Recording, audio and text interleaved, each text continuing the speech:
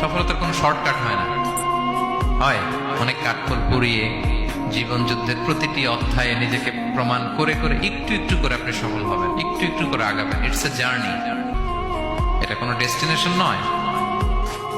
এবং সফল হওয়ার পথ পরিক্রমায় কোনো লিফট নেই, সিঁড়ি বেয়ে উপরে উঠতে হয়। কি বেয়ে? কিন্তু আমরা সফল হতে চাই কিভাবে?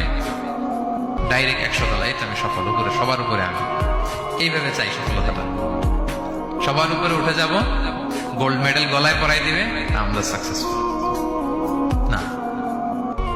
সফলতার রাস্তায় কোনো লিফট থাকে না। কি দিয়ে উঠতে হয়?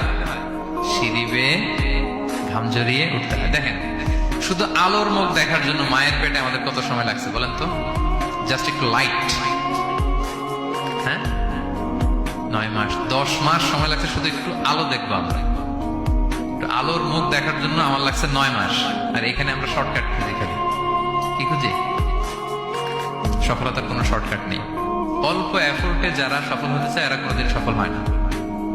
ইউসুফ আলাইহিস সালামের জীবনীটা একটু খেয়াল করেন, একটু একটু করে তিনি সামনের দিকে গিয়েছেন এবং সবশেষে ইজিপ্টের ফিনান্স মিনিস্টার হয়েছেন।